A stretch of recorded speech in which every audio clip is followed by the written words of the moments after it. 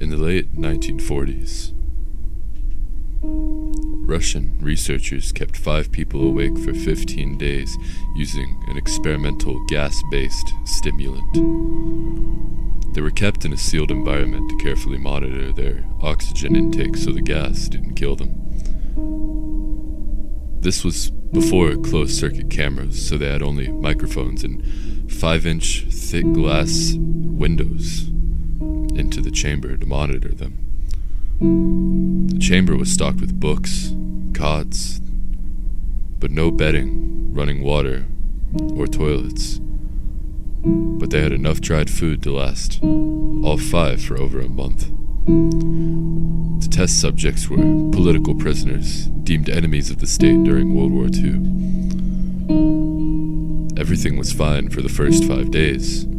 The subjects hardly complained, having been promised falsely that they would be freed if they submitted to the test and did not sleep for 30 days. Their conversations and activities were monitored, and it was noted that they continued to talk about increasingly traumatic incidents in their past. And the general tone of their conversations took on a darker aspect after the 4-day mark, if you will. After 5 days, they started to complain about the circumstances and events that led them to where they were, and started to demonstrate severe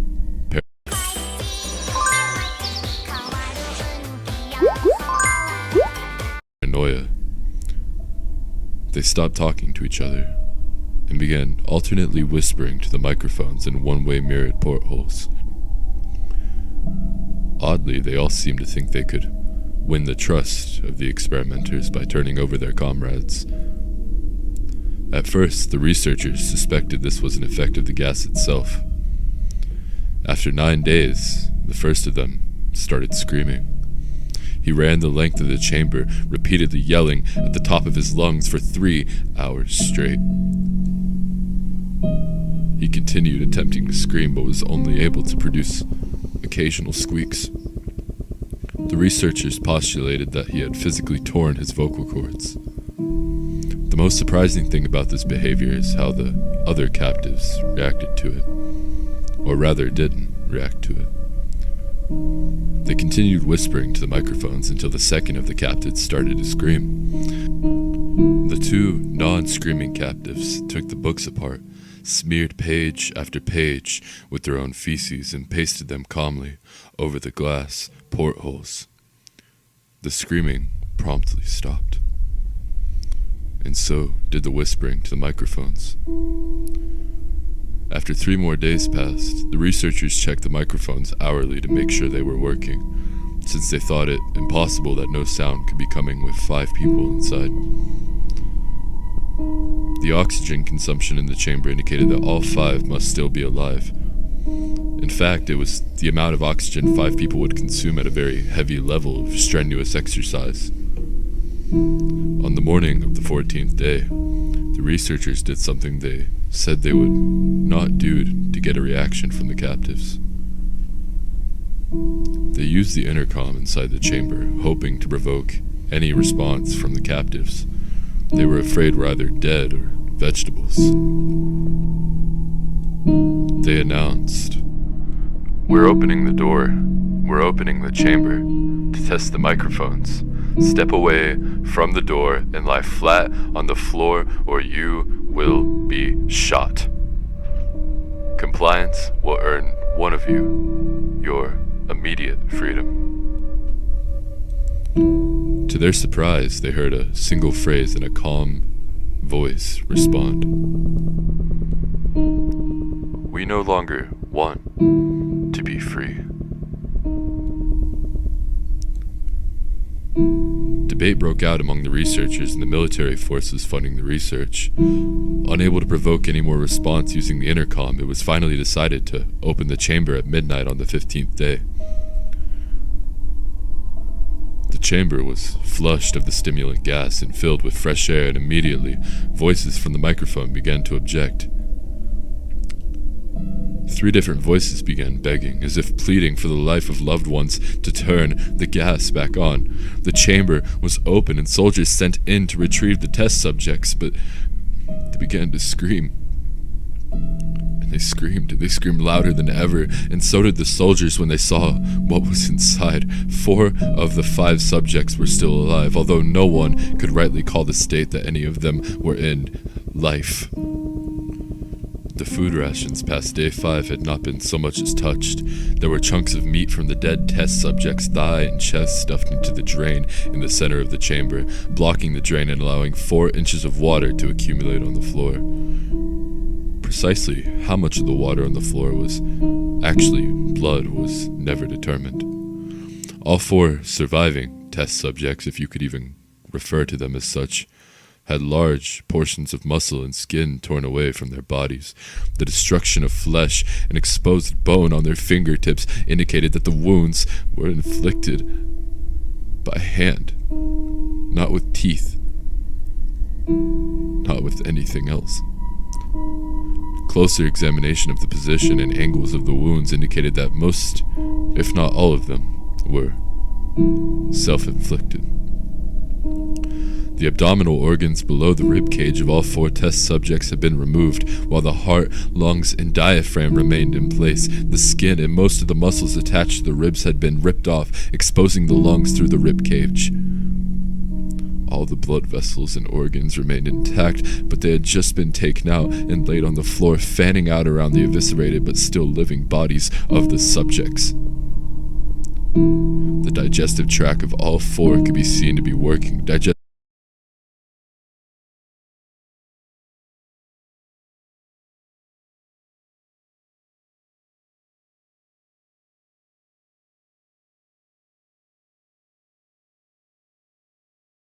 Food, it quickly became apparent that what they were digesting was their own flesh that they had ripped off and eaten over the course of days. Most of the soldiers were Russian special operatives at the facility, but still many refused to return to the chamber to remove the test subjects. They continued to scream to be left in the chamber, and alternately begged and demanded that the gas be turned back on, lest they fall asleep. To everyone's surprise, the test subjects put up a fierce fight in the process of being removed from the chamber. One of the Russian soldiers died from having his throat ripped out. Another was gravely injured by having his testicles ripped off and an artery in his leg severed by one of the subject's teeth. And, oh no, another 5 of the soldiers lost their lives, if you count ones that committed suicide in the weeks following.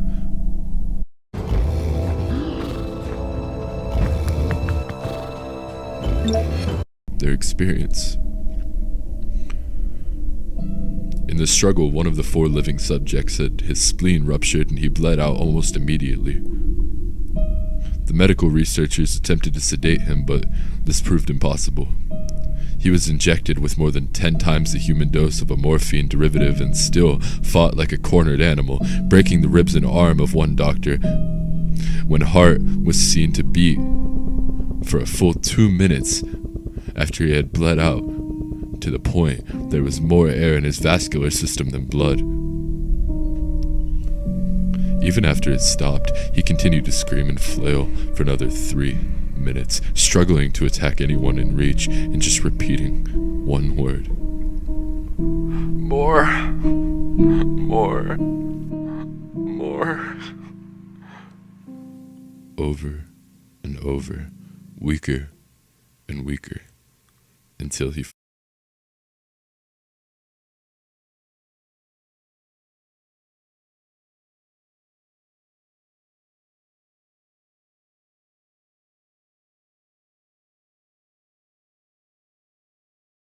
finally fell silent.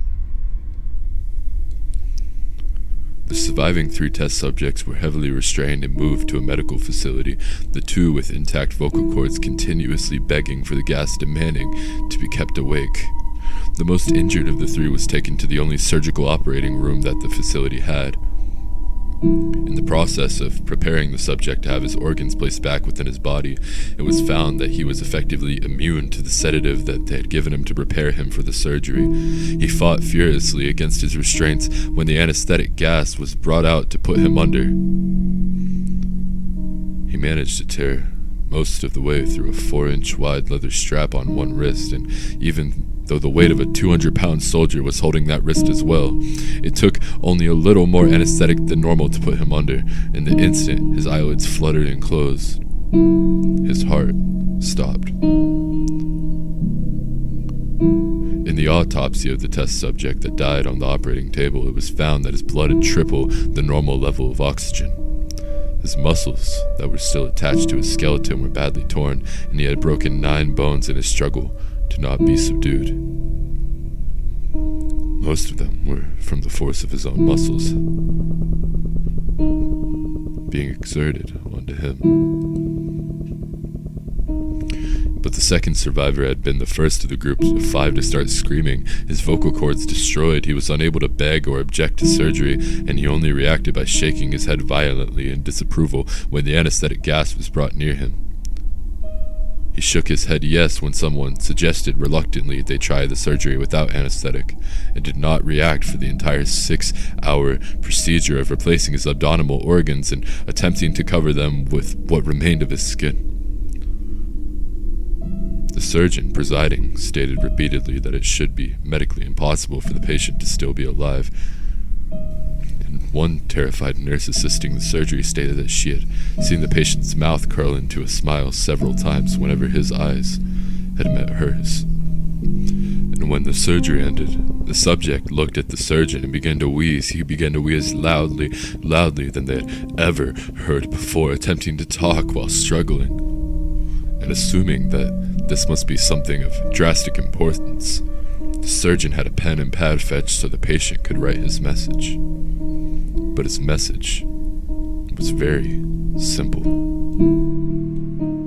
Keep cutting. The other 2 test subjects were given the same surgery, both without anesthetic as well, although they had to be injected with a paralytic for the duration of the operation. The surgeon found it impossible to perform the operation while the patients laughed continuously. Once paralyzed, the subjects could only follow the attending researchers with their eyes. The paralytic cleared their systems in an abnormally short period of time, and they were soon trying to escape their bonds. The moment they could speak, they were again asking for the stimulant gas. But the researchers tried asking. They said, Why? Why did you injure yourself? Why had they ripped out their own guts, and why do they want this gas once more?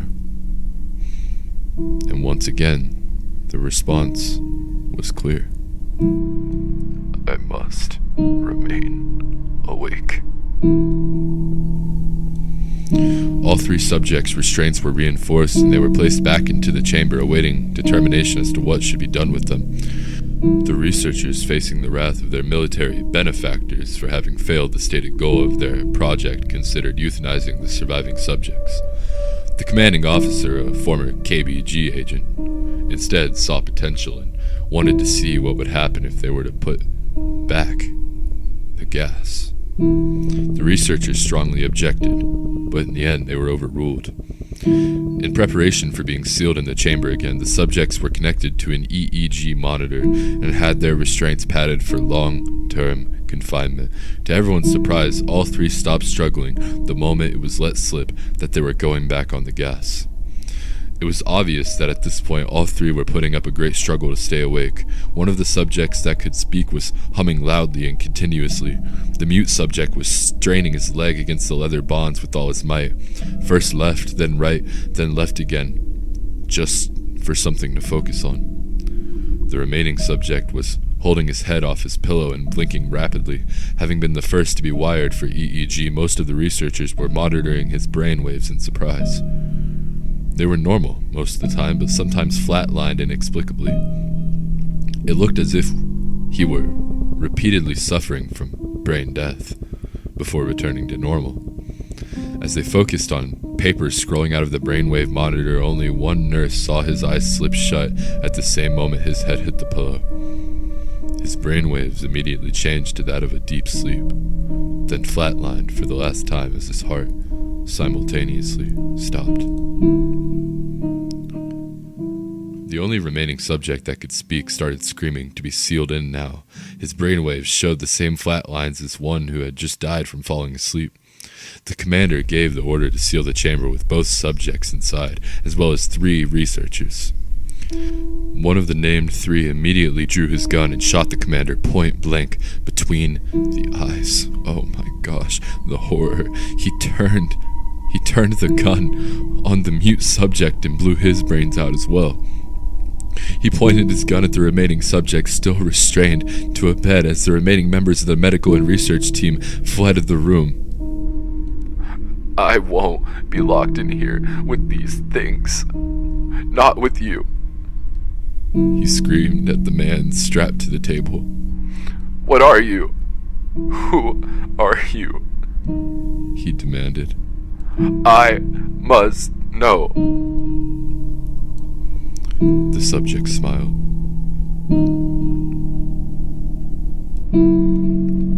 Have you forgotten so easily? The subject asked. We are you. We are the madness that lurks within you all, begging to be free at every moment in your deepest animalistic mind and tendencies. We are what you hide from in your beds every night. We are what you sedate into silence and paralysis when you go to the nocturnal haven where we cannot tread. The researcher paused, then aimed at the subject's heart and fired. The EEG flatlined as the subject weakly choked out. So nearly free.